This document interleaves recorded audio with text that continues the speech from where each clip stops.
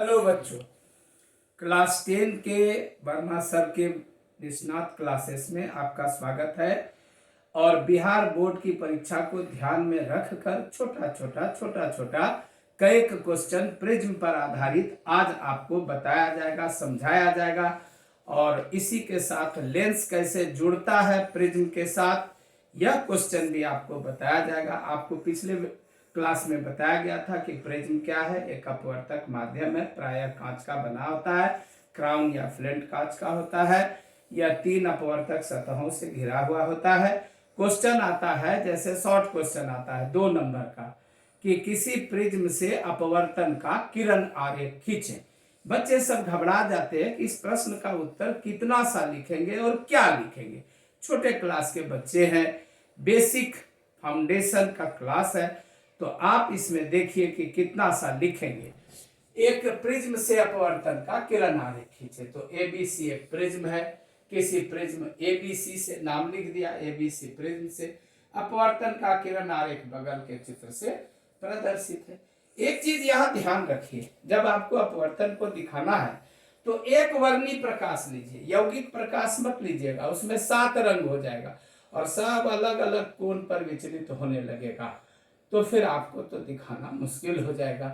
तो फिर इसलिए आप यहाँ पर मोनोक्रोमेटिक यानी एक ही रंग, अगर लाल रंग का प्रकाश लिए हैं तो केवल लाल रंग का लीजिए, बैगनी रंग का लिए बैगनी रंग का लीजिए, पीला रंग का लिए पीला। यौगिक प्रकाश कदापि मत लीजिए, श्वेत प्रकाश कदापि मत लीजिए, क्योंकि वो तो 7 रंगों में बढ़ जाएगा।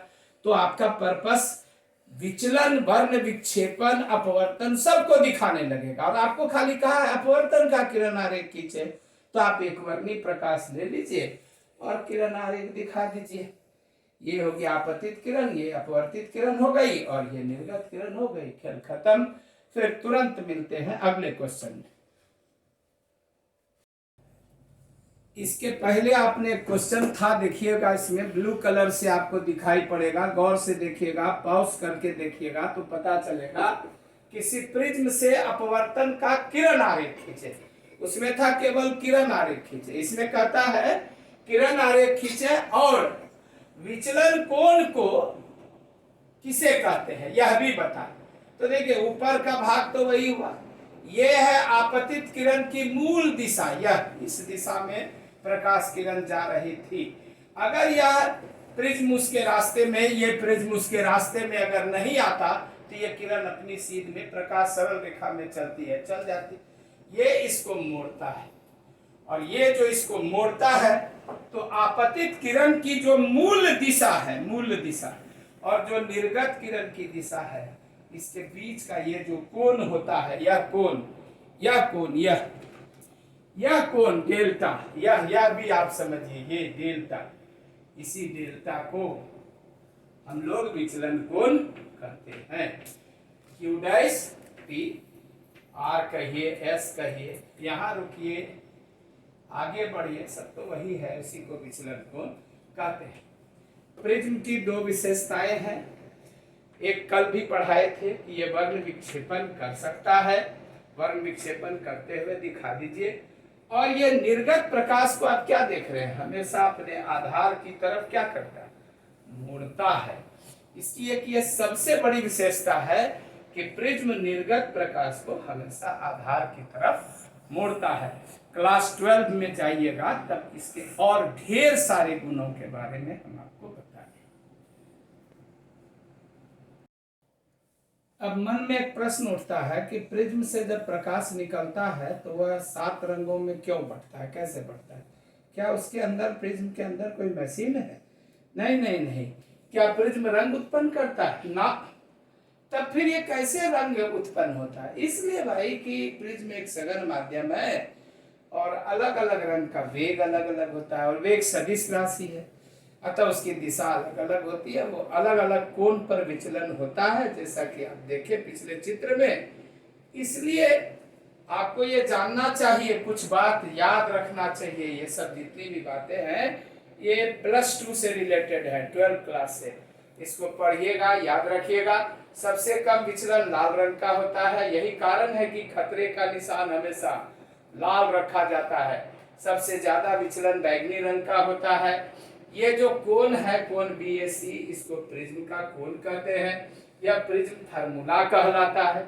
इस सब का प्रूफ 12th क्लास में पढ़िएगा। और प्रिज्म से स्पेक्ट्रम का अध्ययन करते हैं। आप जानिए कि केमिस्ट्री में भी इसका उपयोग होता है। और आप जो आसमान में एक इंद्रधनुष देखते हैं बरसात के बाद, वह भी अपवर्तन, पूर्ण आंतरिक परावर्तन इत्यादि से बनता है। अब आप पूछिएगा पूर्ण आंतरिक परावर्तन क्या है, तो ये सब सारी घटनाएं अब 12th क्लास में पढ़ाई जाती है। पहले 10th में पढ़ाई जाती थी।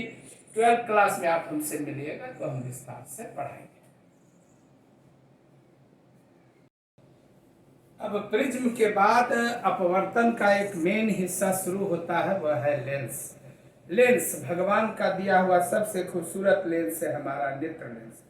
आप आंख में ये जो काला कॉर्निया देखते हैं, इसके बीच में एक छोटा सा जो चमकीला एरिया है, यही है नेत्र लेंस।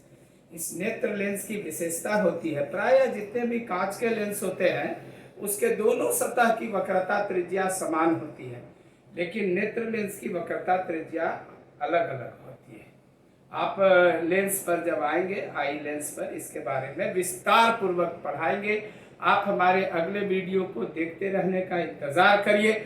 मानव नेत्र के बारे में हम विस्तार पूर्वक आपको बताएंगे। वहां हम बताएंगे कि इसकी कौन सी सतह अधिक वक्रता की होती है, कौन सी कम की, क्या आंख का लेंस भी कांच का बना होता है या किस चीज का बना होता है। इस रहस्य को जानने के लिए देखते रहिए वर्मा सर के निष्णात क्लासेस का वीडियोस। और अगर आपने सब्सक्राइब नहीं किया है तो करें, अपने दोस्तों मित्रों तक इस वीडियो को पहुंचाएं और अधिक से अधिक संख्या में इसको देखकर लाभ बनाएं।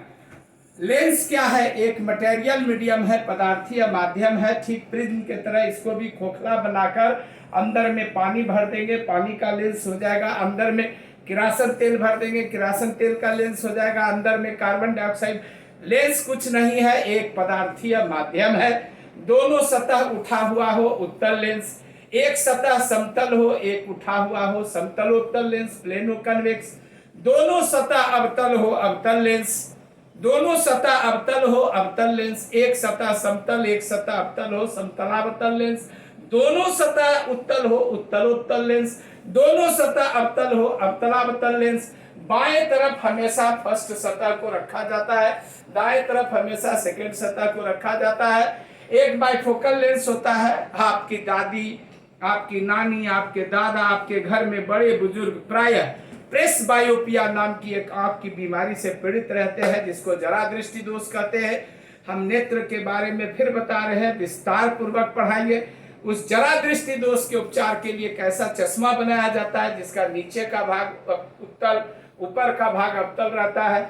ये उत्तल अवतल लेंस का मिक्सचर रहता है। इस तरह के लेंस को बाइफोकल लेंस कहते हैं। जिसकी दोनों सतह उत्तल हों उसको द्वि उत्तल लेंस या केवल उत्तल लेंस कहते हैं। इसका पुराना नाम उन्नतोदर ताल था।